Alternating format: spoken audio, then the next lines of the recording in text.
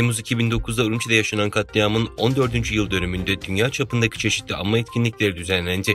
Uygurların yaşadığı Türkiye ve ABD'de de gösteriler, fotoğraf sergileri ve basın toplantıları yapıldı.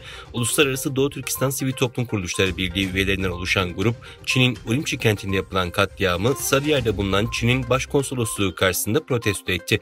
Amerika Uygur Federasyonu'nun Washington'da düzenlediği fotoğraf sergisinde Çin'in toplama kamplarında tutuklu bulunan Uygurların fotoğrafları sergilendi ve Çin'in soykırımı gözler önüne serildi. Ayrıca Beyaz Saray önünde de protesto yapıldı.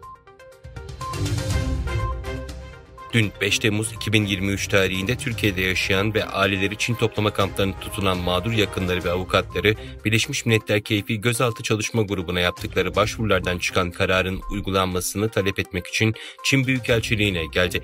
Toplama kampı mağdurları, yakınları ve avukatları onlara destek olmak için gelen vatandaşların eşliğinde basın açıklaması yaptı. Avukat Gülden Sönmez, Birleşmiş Milletler'in Doğu Türkistan kararını tanıttı ve Çin'e yönelik taleplerini ortaya koydu. Toplama kampı mağdurları, yakınları, paramparça edilmiş ailelerinin acı durumlarını anlattı. Kararın uygulanmasını talep eden dilekçe Çin Halk Cumhuriyeti Devlet Başkanı Xi Jinping'e sunulmak üzere Çin'in Ankara Büyükelçiliğine götürüldü. Fakat elçilik yetkilileri teslim almayı reddetti. Çin, ABD'yi Tayvan'a yaklaşık 440 milyon dolar değerinde askeri ekipman satışını öngören anlaşmadan dolayı adayı barut fıçısına dönüştürmekle suçladı. Çin Savunma Bakanlığı sözcüsü yaptığı açıklamada ABD'nin Çin'in temel endişelerini görmezden geldiğini, iç işlerine müdahale ettiğini ve Tayvan Boğazı'nda kasıtlı olarak gerilimi tırmandırdığını belirtti.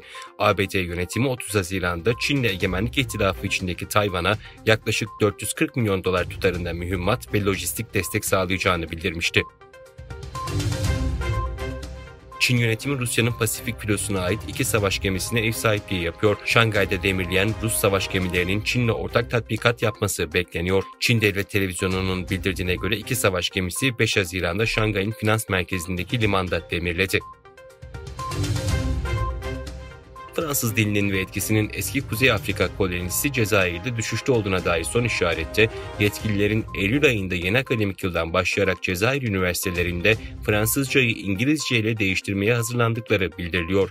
Asgard Al-Avas'ta göre 1 Temmuz'da Yükseköğretim Bakanlığı Genel Sekreteri üniversite müdürlerine bir mektup göndererek yeni dönem için İngilizcenin eğitim dili olarak benimsenmesine hazırlık yapmak amacıyla yaz tatili öncesinde pedagojik ekipler oluşturmak üzere bir toplantı talep etti.